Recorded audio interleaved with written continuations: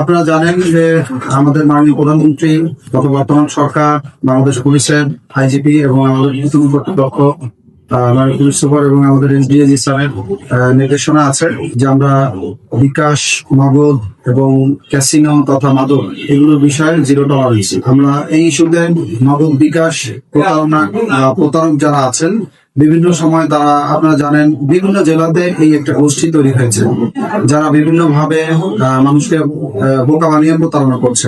এই একটি ইস্যুতে আমাদের আদিত মালিকানা একটা মামলা হয়েছিল।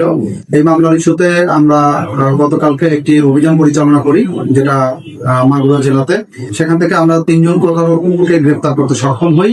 আপনারা ইতিমধ্যে তাদের নাম ঠিকানা পেয়েছেন এবং এই প্রতারকদের জিজ্ঞাসাবাদে আমরা জানতে পারি তারা কি কি পন্থায় এই নগদ এবং বিকাশ নাম্বারগুলো ব্যবহার করে, কালেকশন করে এবং তাদেরকে ওটিপির মাধ্যমে তাদের কাছ থেকে তাদের অ্যাকাউন্ট গুলো হ্যাক করে, পাশাপাশি অর্থ কিভাবে আত্মসাৎ করে।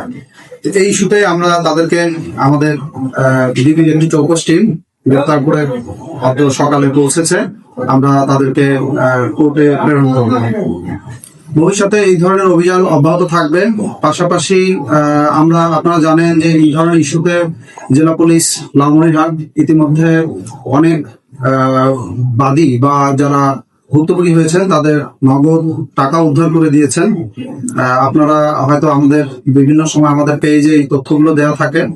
এই সংক্রান্তে আমরা যত অভিযোগ আসে থানাগুলোতে, আমাদের মাননীয় পুলিশ সুপার স্যারের নির্দেশনা রয়েছেন, সেই সমস্ত অভিযোগগুলো আমরা ডিবিতে নিয়ে এসে তদন্ত করি এবং ভুক্তভোগীদেরকে তাদের আইনের শাসন এবং বিচার দেওয়ার জন্য যে প্রক্রিয়া আছে আমরা সেটুকু যথাযথভাবে পালন করার চেষ্টা করি।